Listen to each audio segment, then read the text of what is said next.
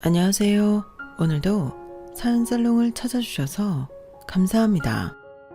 상견례까지 갔다가 결혼 파토 내고 다시 빠꾸 한 20대 여자예요.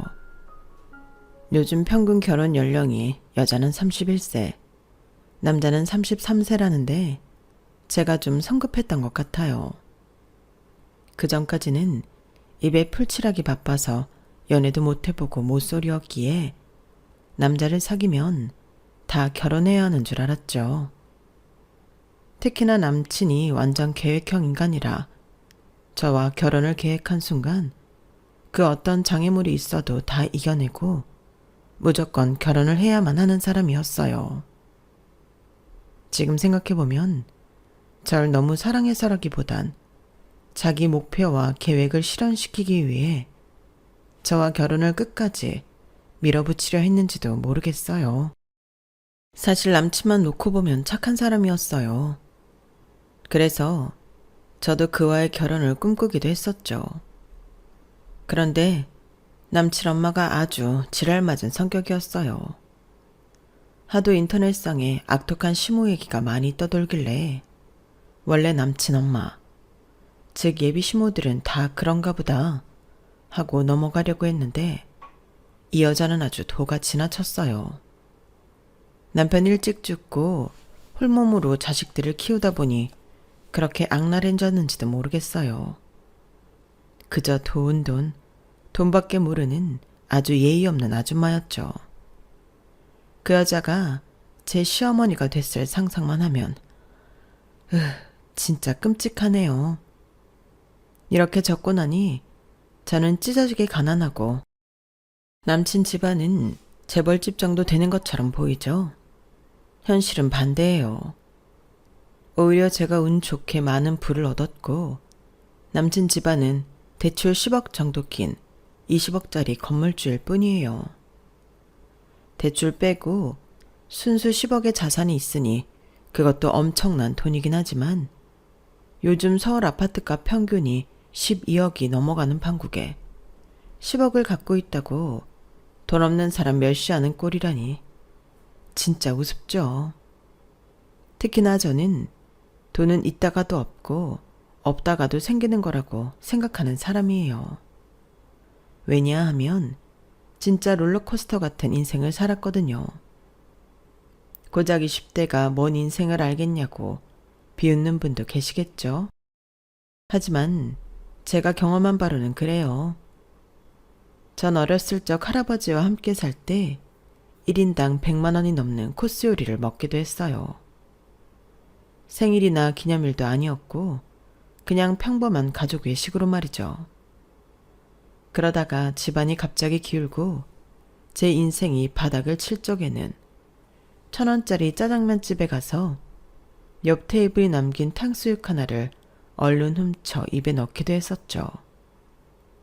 남의 침이 잔뜩 들어간 탕수육 소스에 찍어 먹는 그 탕수육 한 점이 어찌나 맛있던지 100만 원짜리 코스 요리의 음식 맛은 하나도 기억 안 나는데 남이 먹다 버린 탕수육 한 점의 맛은 아직도 기억에 생생합니다. 얼마 전 하나의 기적 같은 사건으로 인해 지금의 제 인생의 정점을 찍고 있답니다. 절 무시했던 예비시댁과 남친을 빵 차버리고 지금의 여유를 발판 삼아 훨훨 날아가려 합니다. 그 전에 사연살롱 구독자분들과 함께 지금까지의 인생을 정리해 보려고 해요. 이렇게 한번 반추하고 나면 상쾌한 기분으로 새 출발할 수 있을 것 같아서요. 직접 겪은 저는 무진장 힘들었지만 타인이 보기엔 무척 흥미로운 인생이 될 수도 있을 것 같네요. 지금부터 시작할게요. 저희 친할아버지는 건축업으로 자수성가한 분이셨어요. 한창 사업이 번창할 때는 리조트 사업까지 확장하셨죠. 저희 할아버지가 살아온 얘기를 수십 번 들었는데 참 드라마틱하더군요. 할아버지가 7살 때 엄마가 돌아가시고 계모가 들어왔는데 할아버지를 너무 심하게 구박하자 삼촌이 빼돌려서 어린 나이에 일본으로 혈혈단신 보내지게 되었대요.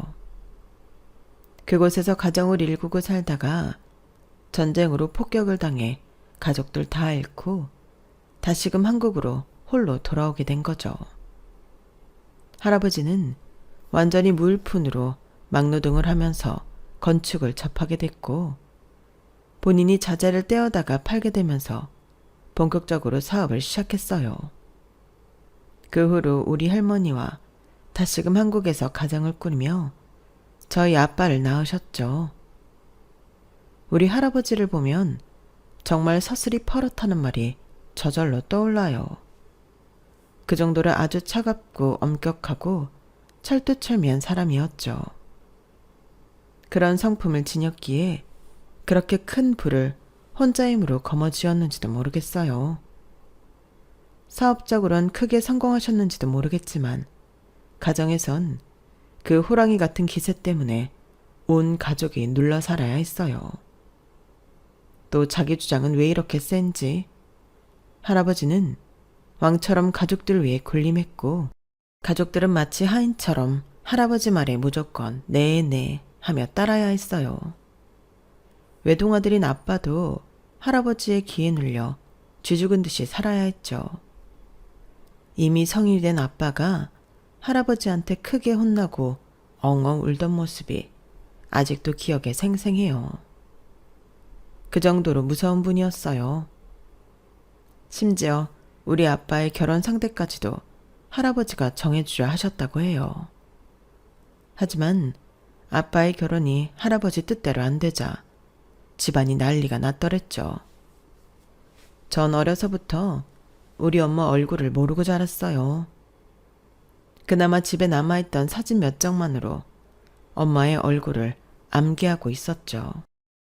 엄마가 절 낳고도 할아버지의 결혼 허락을 받지 못해 결국 제가 3살 때 쫓겨나듯 이혼당하고 미국으로 가셨다고 해요.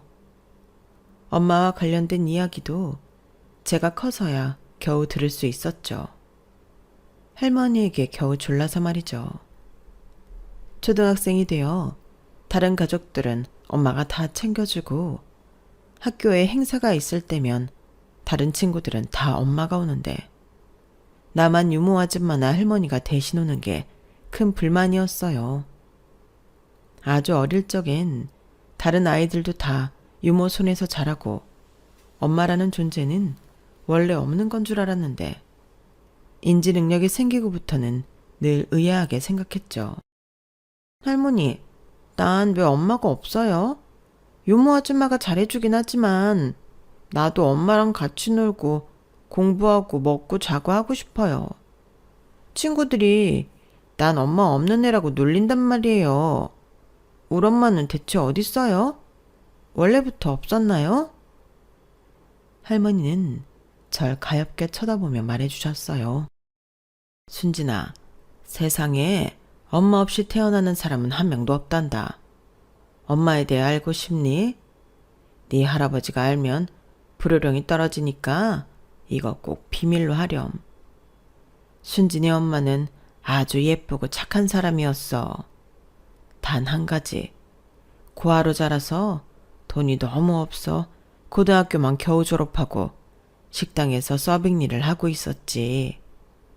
그러다가 네 아빠를 만나 둘이 결혼까지 약속했지만 당연히 할아버지 눈에 차지 않았지.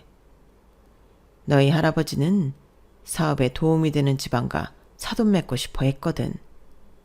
네 할아버지 불도저 같은 성격 잘 알잖니.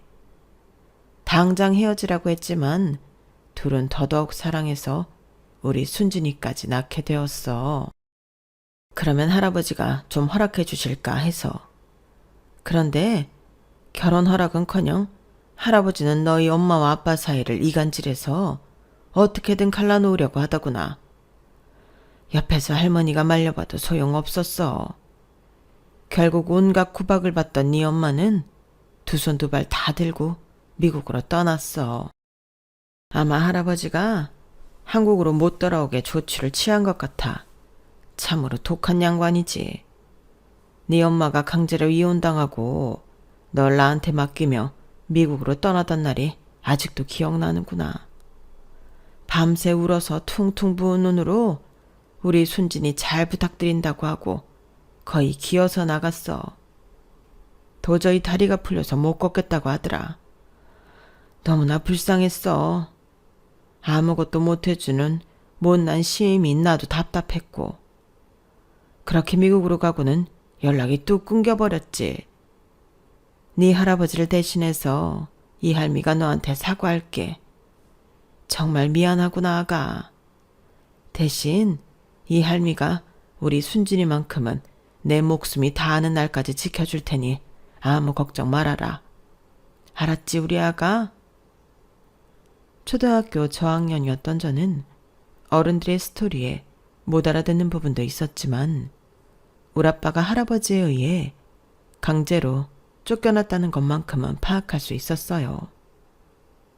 할머니 말씀처럼 우리 엄마가 너무 가엾고 불쌍하게 느껴지더군요. 그 이후로 밤이면 엄마 생각이 너무 나서 베갯잎을 적시며 잠이 들었던 적이 한두 번이 아니었어요. 그래도 한편으론 내가 원래부터 엄마가 없던 사람은 아니었구나 란 생각에 안도감이 들었어요. 아빠는 호랑이 같은 할아버지 밑에서 사업을 물려받느라 늘 바쁘고 정신없었어요. 외동딸인 절 보듬어줄 시간도 없었기에 아빠에 대한 원망도 좀 있었죠. 감정적인 부분은 전혀 채워지지 않았지만 승승장구하던 할아버지의 사업 덕분에 경제적 여유는 차고 넘칠 만큼 있었던 것 같아요. 지금 생각해보면 어린 제 방만 한 20평도 넘었던 것 같아요. 다른 사람들도 다들 이렇게 사는 줄 알았죠. 특히 아주 예민한 미식가였던 할아버지 때문에 외식 한번 하려고 하면 식단 선택하기도 참 어려웠어요. 할아버지는 딱 한 입 먹어보고 맛없으면 풀코스 식사 비용에 팁까지 다 지불하고 일어나서 나와버리셨어요. 여긴 영 아니다. 다른 곳으로 가자. 할아버지가 이렇게 말씀하시면 조금 먹다가도 온 가족이며 수행원들까지 다 일어서서 다른 식당으로 향해야 했죠. 그렇게 잘 먹고 잘 살다가 할아버지가 덜컥 췌장암에 걸리게 되었어요. 전혀 손쓸 수 없는 단계에서 발견이 되고 말았죠. 평소에 동네 뒷산 정도는 한 번도 안 쉬고 단숨에 올라가는 체력을 가졌던 할아버지였기에 건강검진도 잘 안 받고 지나치다가 늦게 발견한 거죠. 덩치가 산만했던 근육질의 할아버지가 몇 달 만에 피골이 상접한 채 거의 해골이 되어버렸어요. 아무리 무섭고 차가웠던 할아버지지만 이빨 빠진 호랑이가 되니 연민의 정이 생기더군요. 아주 빠르게 아빠에게 사업 승계를 다 해주고는 돌아가시기 한 3일 전쯤 할아버지는 절 따로 부르셨어요. 애미와 자식 사이는 하늘이 맺어준 인연인 법인데 그 천륜을 끊어서 정말 미안하다. 저승사자가 눈앞에 아른거리니 돈이고 사업이고 다 부질없구나. 그저 저승으로 넘어갈 노잣돈만 있으면 되는 법인데 난 무얼 바라고 그렇게 돈돈거리며 살았는고. 할아버지가 우시는 모습을 생전 처음 봤어요. 시꺼멓게 뼈만 남은 할아버지의 모습이 어린 나이에 무섭기도 하고 슬프기도 하면서 저도 같이 눈물이 나더군요. 하지만 마치 고백 같은 유언을 듣고는 할아버지에게 쌓였던 원망이 조금은 풀어졌던 것 같아요. 적어도 제게 미안하다고 직접 사과를 하신 거니까요. 그럴수록 엄마를 보고 싶고 찾고 싶은 제 마음속의 열망은 점점 커져만 갔죠.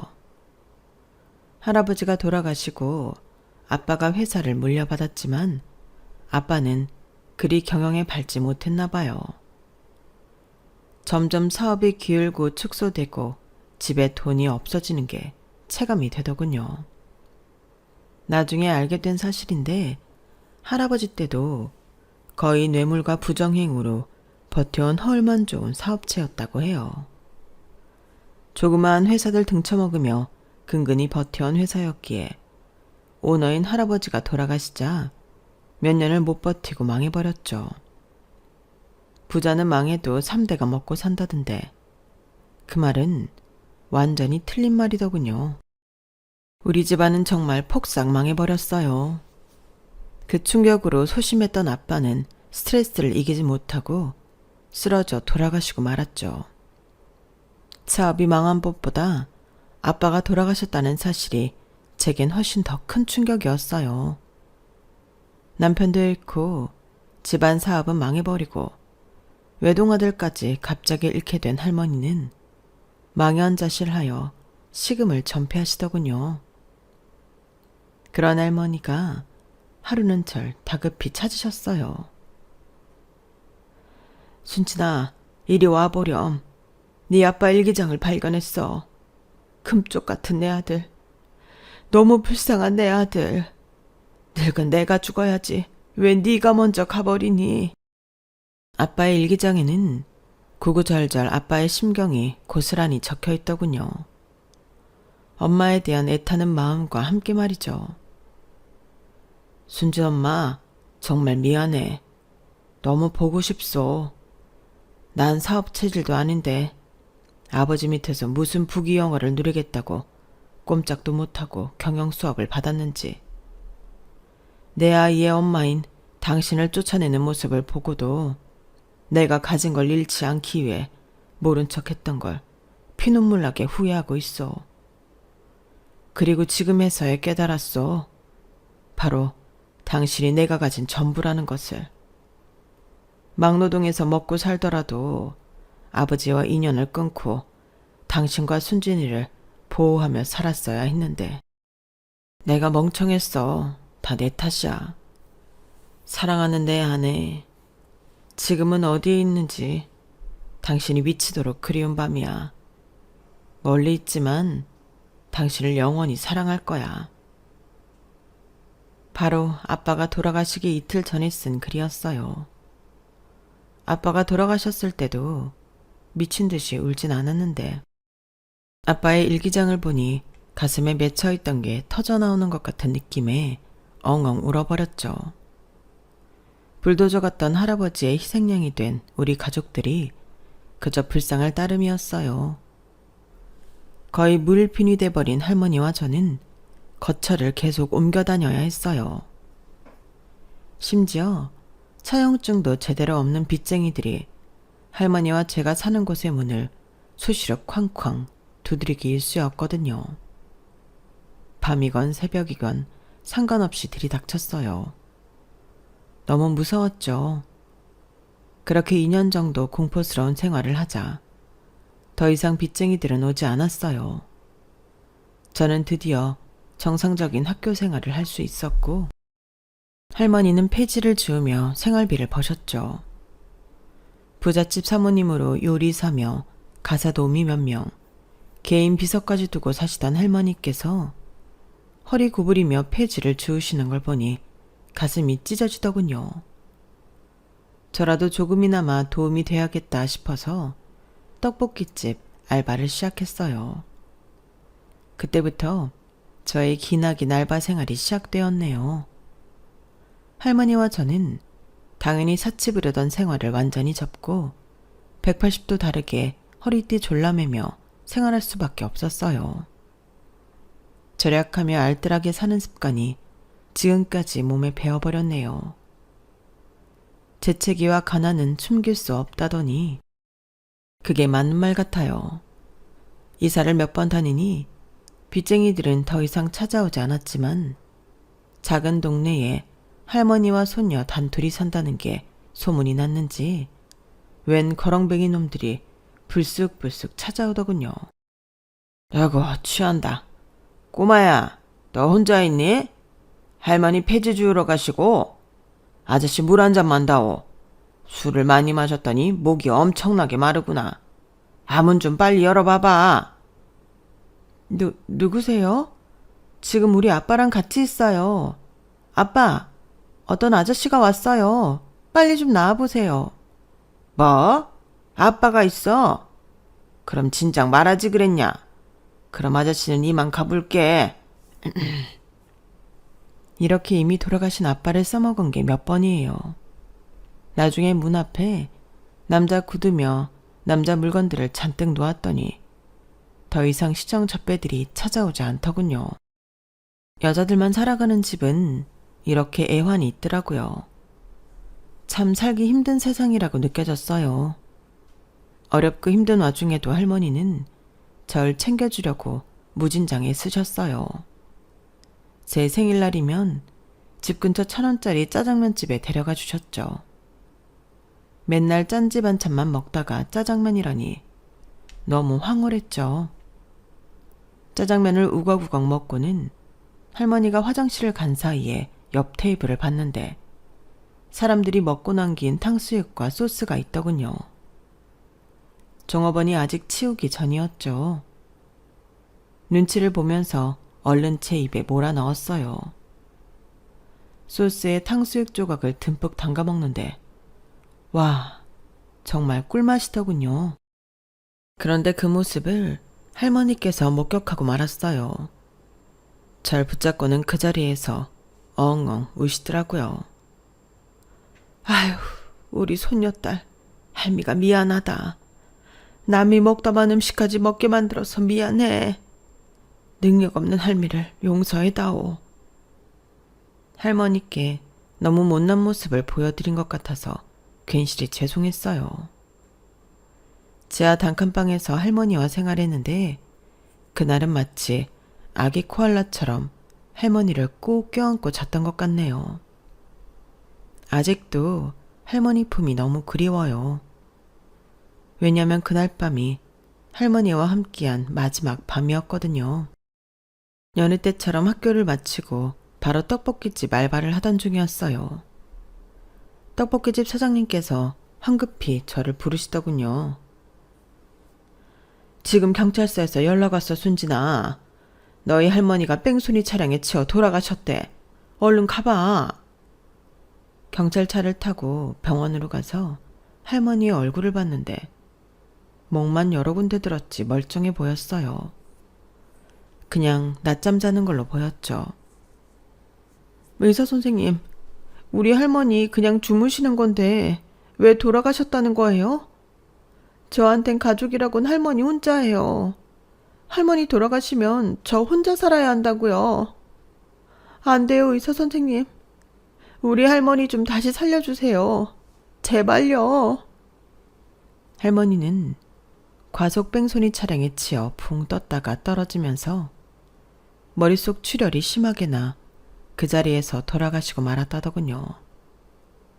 돈이 없으니 장례식도 못 치르고 화장한 할머니의 유골을 동네 뒷산에 뿌려드리고는 집에 돌아와 할머니의 물품을 정리했어요.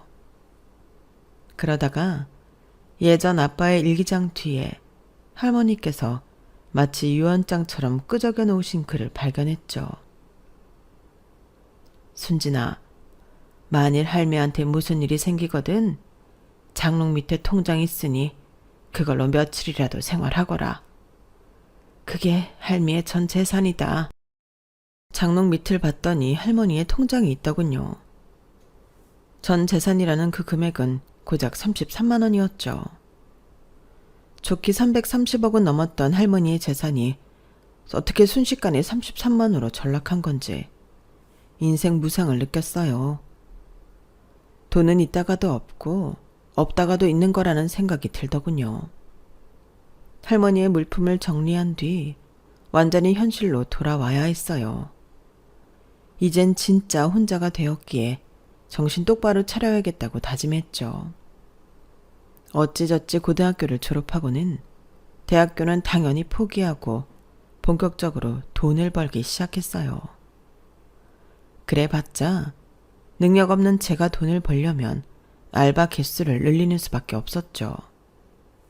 일단 목표는 지하방에서 탈출하는 거였어요. 제가 아토피가 엄청나게 심한데 습하고 벌레와 쥐가 우글거리는 지하에 살다 보니 피부가 다 뒤집어지고 진물이 나기 일쑤였거든요. 그리고 더 이상 월세가 아닌 최대한 전셋집으로 가자는 목표 하에 알바를 3-4개 했죠. 시간이 겹치지 않는 알바를 찾다가 문득 한 건물에 1층 3개의 상점에서 운 좋게 3개의 알바를 찾을 수 있었어요. 초밥집, 한식당, 편의점 이렇게 3개의 알바를 시간 겹치지 않게 한꺼번에 구할 수 있었죠. 바로 옆 가게이니 동선도 편하고 좋았어요. 게다가 그곳이 4층 건물이었는데 맨 옥탑방에 보증금 1,000에 55만 원짜리 반전세가 나왔다기에 약간의 대출까지 받아 반전세 보증금을 마련할 수 있었죠. 4층짜리 한 건물에서 모든 걸 해결할 수 있었기에 운이 좋다고 생각했어요. 그런데 그러한 생각도 잠시. 그 건물의 주인 아주머니 성격이 아주 지랄맞더군요. 어이, 남의 집이라고 함부로 쓰면 안 돼. 절대 못 도박으면 안 되고. 알았지? 거기까진 이해가 되었는데 비가 많이 오지도 않았는데 천장에서 빗물이 줄줄 새길래 주인 아주머니께 말씀드렸어요. 방에 물이 새는데 지금 좀 올라와 주셔야겠어요. 그랬더니 웬 양동이를 들고 와서는 비 새는 곳에 착하니 놓는 게 아니겠어요? 자, 됐지? 갓 20대나 된 것 같은데 상당히 까다롭네. 원래 옥탑방은 눈 오고 비 오면 좀 새고 그러는 거야. 꼬우면 저기 한 20억짜리 아파트로 이사 가든가. 돈 없으면 이런 데 살아야지 뭐 어째. 안 그래? 누수를 고쳐달라며 몇 번을 강력하게 얘기해봤지만 전혀 들어먹히지 않더군요. 요구사항은 하나도 안 들어주면서 바라는 건 엄청나게 많았죠. 주인 아줌마는 옥탑 바로 밑 4층 주인 세대에 살았는데 초능력기를 가졌는지 맨날 무슨 소음이 그렇게 심하다며 제게 클레임을 걸어왔어요. 아니 아가씨, 뭔 서랍을 그렇게 하루 종일 드르륵 닫아. 아주 시끄러워 죽겠네. 그리고 월세는 왜 반나절이나 늦는 거야? 앞으로는 하루 전에 꼬박꼬박 넣도록 해. 아참, 에어컨은 설치할 생각 말고 에어컨 설치하려면 벽 뚫어야 하는데 소중한 내 건물에 기싸나 내지 말라고. 알았지? 더럽고 치사하더군요. 낡은 4층 건물 하나 가진 주제에 마치 재벌인 것 마냥 으스대는 꼴이라니 우습기 그지없었죠. 1층 초밥집에서 알바하며 친해진 초밥집 사장님한테 이런 얘기들을 다 고자질했어요. 아니, 이 건물 주인 아줌마는 낡은 집 고쳐주는 건 하나도 없으면서 왜 이렇게 바라는 것만 많아요? 살면서 기스 하나 내지 말라니. 그게 말이야 방구야 진짜. 그랬더니 초밥집 사장님이 재밌다는 듯이 웃으며 말하더군요. 아, 진짜 재밌네. 우리 엄마가 그랬어요. 내가 엄마한테 다시 말씀드려 볼게요. 비 새는 건 좀 고쳐줘야 잠이라도 편하게 자지. 우리 엄마가 너무했네. 엄마라고요? 사장님이 이 건물 주인분의 아드님이었어요? 정말 몰랐어요. 죄송해요. 괜히 면전에 대고 부모님 욕했네. 아우, 진작 좀 말씀해 주시지 그러셨어요. 아니에요. 세입자를 위해 주인이 필수적인 건 당연히 고쳐주고 그래야죠. 당황하는 순진 씨 얼굴이 너무 귀엽네요. 근데 뭐 하나 물어봐도 돼요? 네, 얼마든지 물어보세요, 사장님. 살면서 어시성을 가진 사람은 처음 봐요. 우리나라 사람 맞아요? 중국이나 몽골, 뭐 이런 나라 아니고요? 외국 사람이냐는 말은 처음 듣네요. 우리나라에 어시성도 있어요.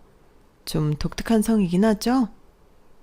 이 사건으로 인해 건물주 아들인 초밥집 사장님과 더욱 친해지게 되었어요.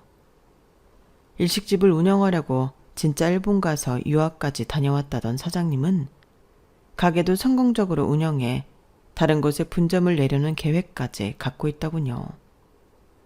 열과 성을 다하는 청년 사업가였죠. 정말 성실하게 사는 모습이 참 멋있게 보이기도 했지만 또 한 가지 제 눈길을 끌던 건 돌아가신 저희 아빠와 너무 닮은 얼굴이었기 때문이었어요. 사장님은 돌아가신 저희 아빠와 너무 똑같이 생기셨어요. 신기할 정도로 말이죠. 아, 그래요? 순진 씨 아버님은 어떤 분이셨어요? 이렇게 시작한 우리 대화는 끊이질 않았어요. 그때가 마감 시간이었기에 사장님은 가게 문을 닫고 저와 한 테이블에 앉아 개인적인 이야기를 이어갔죠. 누군가와 이토록 진솔한 대화를 길게 나눠본 건 아마 살면서 처음이었던 것 같아요. 초밥집 사장님이라고는 하지만 30살 먹은 미혼 남자였고 저도 20대 여자였기에 서로 남녀로서 끌리는 건 당연한 수순이었던 것 같네요. 초밥집 사장님인 배종수, 이 남자의 아버지도 우리 아버지와 비슷한 시기에 돌아가셨더군요. 아버지가 돌아가시면서 그래도 이 건물을 유산으로 남겨주셔서 우리 가족이 먹고 살 수 있었어요. 그런데 우리 엄마 씀씀이가 워낙 해퍼서 건물 월세만으로는 생활비가 부족하셨나 봐요. 자꾸 이 건물을 저당 잡혀서 돈을 빌리고 하더라고요. 그렇게 받은 대출만 지금 한 10억은 되는 것 같아요. 대출 이자 갚는 것도 힘겹네요. 그러니 내가 열심히 일할 수밖에 없어요. 아무리 말씀드려도 우리 엄마 고집은 황소고집이라 그 씀씀이를 줄일 수는 없더라고요. 배종수 이 남자의 인생 이야기를 듣고는 저도 제가 겪어온 이야기를 모두 털어놓았어요. 서로의 과거에 대해 모조리 알게 된 우리는 더욱 친밀해졌고 누가 고백할 것도 없이 함께 일하며 자연스레 커플이 되었죠. 이제 우리 연인인데 아직도 자꾸 사장님 그럴 거야? 너무 귀여운 거 아니에요, 사장님? 알겠어요. 그럼 오빠라고 부를게요. 그럼 됐죠? 싫어. 자기라고 불러줘. 내 계획상 우린 아마 머지않아 결혼하게 될 테니깐. 에? 저와의 결혼 계획을 벌써 짰다고요? 저 아직 20대 중반도 안 됐어요. 모쏠이었던 제가 연애를 하는 것도 아직 어색한데? 결혼이라뇨. 난 한번 계획한 건 꼭 이루는 사람이야. 두고 봐. 순진이는 머지않아 내 신부가 될 테니깐. 남자친구가 이렇게 저를 향해 적극적으로 사랑을 표현해주고 결혼 얘기까지 꺼내는 게 싫지만은 않았어요. 내 곁에 있던 모든 가족이 떠나가고 평생 혼자 살아야 할 것만 같았는데 사랑 넘치는 남친을 보며 나도 가정을 꾸릴 수 있다는 희망도 생겼죠. 물론 아직 남친의 엄마, 즉 제가 사는 옥탑방 건물 주인 아주머니한테는 우리 사이를 말하지 않았어요. 나름 비밀 데이트를 이어갔죠. 하지만 어느 날 저녁 둘이 손잡고 맛집 데이트를 즐기고 담벼락에서 뽀뽀하다가 딱 걸리고 말았어요. 야, 배종수, 너 종수 맞지? 야, 아들아, 너 어두컴컴한 데서 뭐하고 있는 거냐? 더워 죽겠는데 누구랑 껴안고 뽀뽀하고 지랄이야. 가만히 있어보자. 아니 너 옥탑방 사는 그 기집년 아냐? 네가 왜 우리 아들하고 붙어먹는 거야? 돈 없어서 알바 몇 개씩 돌려하는 니까짓 게 왜 귀한 내 아들이랑 뽀뽀하고 있는 거냐고. 저와 남친은 남친 엄마에게 우리가 뽀뽀하는 장면을 들켰다는 점에도 놀랐고 남친 엄마의 모욕적인 발언에도 깜짝 놀랐어요. 아, 엄마. 아, 깜짝이야. 일단 들어가서 얘기해요. 자, 진정하고 집에 들어갑시다. 자기야, 내일 초밥집에서 봅시다. 우리 먼저 들어갈게. 뭐? 자기야? 니네 사귀는 사이 뭐 그런 거야? 이것들이 미쳤네. 야, 니 년. 이 거지 같은 년이 내 아들을 꼬셔? 너 옥탑방에서 더 이상 못 살아. 당장 나가버리라고. 아닌 밤중에 홍두깨라고 예상치도 못한 순간에 욕을 한 바가지 듣고 나니 어이가 없고 화가 머리끝까지 나더군요. 남친도 당황해서 벌개진 제 얼굴을 확인하고는 큰 싸움이라도 날까 싶어 얼른 본인 엄마를 거의 끌고 가다시피 집으로 데려가더라고요. 남친 엄마 뒤통수에 대고 쌍욕을 하고 싶었지만 진짜로 옥탑방에서 쫓겨날까봐 일단 꾹 참고 제 방으로 올라갔죠. 남친은 본인 가족과 함께 집으로 들어갔는데 저는 제 억울함을 공유할 가족이 없다는 게 너무 서러웠어요. 마구 눈물이 터져 나오더라고요. 컴컴한 방에서 내 곁을 떠나간 가족들을 부르며 오열했죠. 할아버지, 할머니, 아빠, 다 왜 이렇게 빨리 돌아가신 거예요? 나 혼자 두고 하늘나라로 그리도 빨리 가버린 거냐고요. 엄마, 대체 어디 있는 거예요? 보고 싶어요, 엄마. 아무리 목 놓아 불러봐도 세상에 전 혼자였죠. 이렇게 아침이 밝고 1층 편의점에 첫 번째 알바를 하러 갔는데 사장님이 난처한 표정을 지으시더군요. 순진 씨, 미안해요. 여기 건물 주인분이 순진 씨 해고하고 다른 알바 뽑으라네. 안 그럼 다음번에 재계약 안 해준다고. 순진 씨, 그동안 열심히 일해줬는데 정말 미안해요. 네? 사장님, 세상에 그런 게 어딨어요. 제가 뭘 잘못했나요? 전 제 가게처럼 열심히 일한 죄밖에 없다고요. 아우 참, 옷빼미래나 뭐래나. 순진 씨 계속 쓰면 가게 물 흐릴 거라면서. 나도 그 말은 믿지 않아요. 하지만 이 건물에서 쫓겨나면 또 다른 곳 가서 인테리어 비용 들어야 하니 이제 그만 나가줘요. 너무 억울했지만 일단 두 번째 타임으로 일하던 한식집으로 갔어요. 그런데 그 가게에도 남친 엄마가 똑같이 조치해 놨더군요. 그곳에서도 잘리고 허탈하게 남친이 운영하는 초밥집을 갔죠. 남친이 거의 울듯한 표정으로 이야기했어요. 내가 다른 곳 알바 자리 구해놨어. 당분간은 거기서 일해야 할 것 같아. 정말 미안해, 자기야. 내가 왜 일하는 곳에서 다 잘려야 해? 대체 내가 뭘 잘못했길래? 자기 엄마는 내가 돈 없고 가족 없는 여자애라서 만만하게 보는 거야? 돈 없으면 사람 취급도 못 받는 거냐고. 너무 화가 났지만 내가 할 수 있는 게 없으므로 일단 옥탑방으로 올라갔어요. 남친이 잡아준 알바자리라도 가려고 짐을 챙기러 집으로 갔는데 갑자기 이삿짐 센터 사람들이 마구 들이밀고 들어오는 게 아니겠어요? 아가씨, 아직 짐 안 빼면 어떡해요? 지금 새로운 세입자 짐 드려야 하니 얼른 빼줘요. 아직 계약 기간 남았는데 무슨 소리예요? 뒤에서 남친 엄마가 뱁새 눈을 하며 노려보더군요. 야, 너 당장 집 나가. 내가 보증금 네 계좌로 쓸 테니 이거 먹고 떨어져. 너 같은 걸 우리 건물 애들이 내가 병신이다. 뭐요? 아줌마, 말 다 했어요? 이거 불법이야. 나 계약 기간 끝날 때까지 못 나가. 당장 경찰에 신고할 거야. 경찰까지 오고 난리가 났지만 놀란 남친이 뛰쳐 올라와서는 제게 빌듯이 얘기했어요. 자기야, 우리 엄마 보통 성격 아닌 거 알잖아. 그냥 다른 곳에 가서 사는 게 자기도 편할 것 같아. 내가 자기 살 곳도 당장 알아봐도 올게. 정말 미안해. 지금 짐 빼고 나중에 다시 얘기하자. 너무 억울하고 분통했지만 남친 엄마가 무지막지한 여자인 건 분명했기에 해코지 할까봐 이 집에서 다리 뻗고 자지 못할 것 같았어요. 남친과 헤어질 결심하고 완전히 이곳을 떠나자고 생각했죠. 고시원에 보금자리를 트고 맥도날드에 알바자리를 얻어 일하게 됐어요. 남친에게도 헤어지자고 얘기하고 더 이상 찾아오지 말라 했죠.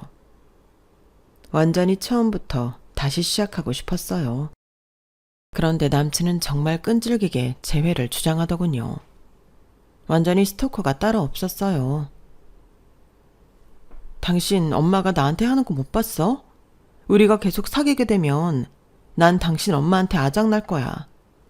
나랑 헤어지는 게 날 살리는 길이야. 제발 이제 그만 찾아와.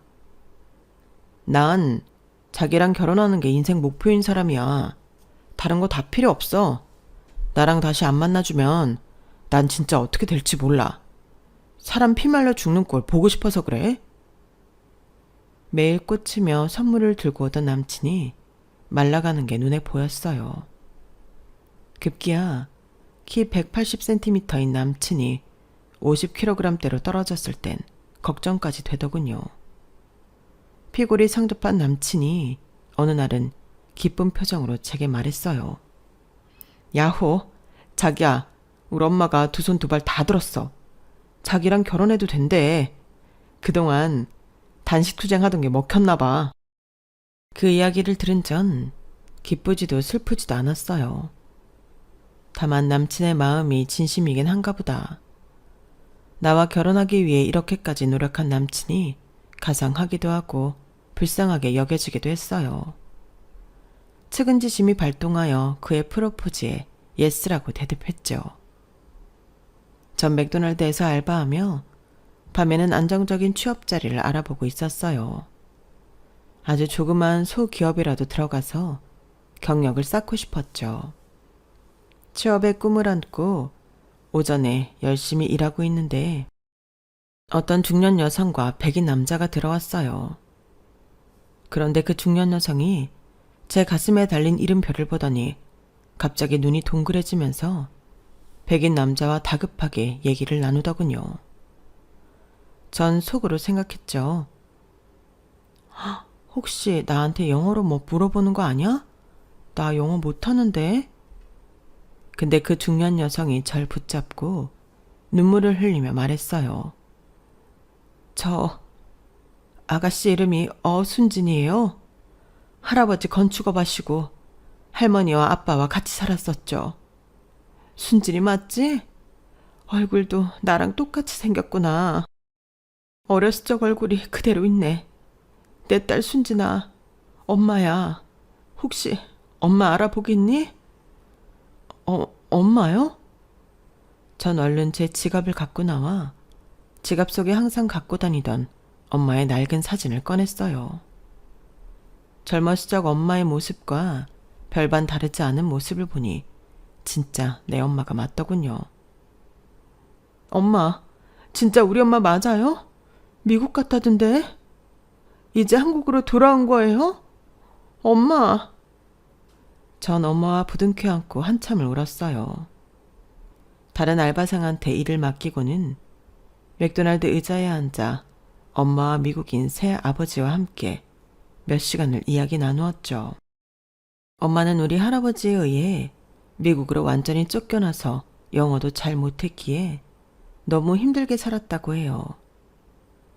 식당 웨이트리스로 일하면서 미국인 새아버지를 만나 결혼을 하고 아기까지 낳았지만 아기가 급성 백혈병에 걸려 몇 달 만에 죽고 말았다고 하네요. 왜 우리 엄마한테 이런 비극이 생겨났는지 하늘이 원망스러웠어요. 순진아, 이제 엄마 완전히 한국으로 왔어.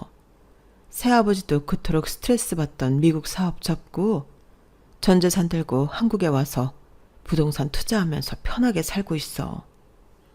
여기 맥도날드 건물을 비롯해서 근처 빌딩 세 채가 다 엄마 명의로 되어 있어. 감락역 근처 빌딩 두 채는 새아버지 명의로 되어 있고 말이야. 엄마 명의로 된 거 다 네 앞으로 돌려줄게. 우리 부부는 어린 아들 병으로 떠나보내고 이제 엄마한테 자식은 너뿐이잖니. 내 새끼, 그동안 얼마나 힘들게 살았니? 내가 우리 딸 돌보지 못한 죄책감에 편히 잔 날이 단 하루도 없었어. 이제 그 죄책감을 좀 떨칠 수 있게 됐구나. 네가 하고 싶은 거 다 해. 돈에 구애받지 말고 말이야. 옆에서 한국말을 어느 정도 알아듣던 미국인 새아버지도 제 등을 두드리며 고개를 끄덕이더군요. 생전 처음 보는 분이었고 외국인이기에 낯설긴 했지만 그분의 따뜻한 성품을 느낄 수 있었어요. 이렇게 좋은 분과 재혼을 했다니 그나마 우리 엄마에게 다행이라 생각했죠. 엄마는 그날 오후부터 바로 변호사를 고용해 제게 증여하는 작업을 시작하시더군요.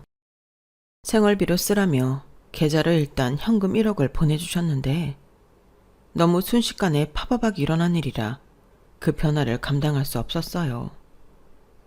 엄마의 넓은 집에서 함께 지내자는 제안도 일단 사양하고 고시원에 여전히 살고 있었어요. 남친은 저와의 결혼 준비로 매우 들떠 있었기에 정식 상견례 전에 일단 우리 엄마를 찾게 되었다는 소식을 전했어요. 다만 우리 엄마가 미국에서 사업하던 새아버지로 인해 엄청난 재력을 갖게 됐다는 점, 저에게 높은 빌딩 2채를 바로 증여해 주셨다는 점 등은 말하지 않았어요. 나중에 결혼 후에 천천히 이야기해도 된다고 생각했죠. 와, 그럼 나 장모님 생긴 거야? 자기야, 진심으로 축하해. 우리가 이번 주에 상견례 하는 걸 하늘이 알고 엄마를 딱 보내주셨네. 역시 우린 천생연분이야. 상견례 장소는 한 호텔의 레스토랑으로 정했어요. 그런데 바로 남친 엄마로부터 전화가 오더군요. 야, 너 니네 엄마 만났다며? 뭐 지금껏 딸려나나 제대로 부양하지도 않은 거 보면 그 엄마도 참 돈 없긴 마찬가지인가 보네. 아휴, 한숨만 절로 나는구나. 우리 귀한 아들이 너 아니면 죽겠다고 단식투쟁하는 바람에 억지로 결혼시키는 거니까 쓸데없는 비용은 최소화하자. 뭐 볼 것도 없는 사돈인데 호텔은 과하지. 그냥 우리 집 앞 순댓국집 알지? 거기서 대충 만나고 끝내자고. 알았냐? 끊어라. 일방적인 남친 엄마의 전화에 당황하기 그지 없었죠. 남친의 프로포즈에 예스라고 답했던 걸 물고 싶은 마음이 굴뚝 같았으나 아직 20대 초반인 전 남자랑 사귀면 반드시 결혼해야 하는 건 줄 알았던 것 같아요. 남자 경험 전혀 없던 모쏠이었기 때문에 앞뒤가 꽉꽉 막혔나 봐요. 그저 남친과 결혼 후엔 시모와 연락 끊고 살아야지 라는 어이없는 생각만 했었죠. 엄마에게 상견례 장소와 시간을 알려드렸어요. 순댓국집이라는 말에 엄마도 좀 당혹스러워 하셨지만 저의 모든 걸 다 지원해 주시고 싶은 마음에 무조건 다 오케이 하시더군요. 상견례 당일 남친과 저 그리고 남친 엄마가 먼저 도착했어요. 남친 엄마는 배가 고팠는지 순댓국을 먼저 시켜서 우걱우걱 먹더군요. 진짜 예의를 밥 말아먹은 여자였죠. 사돈이 오기도 전에 먼저 개걸스럽게 먹는 꼴이라니.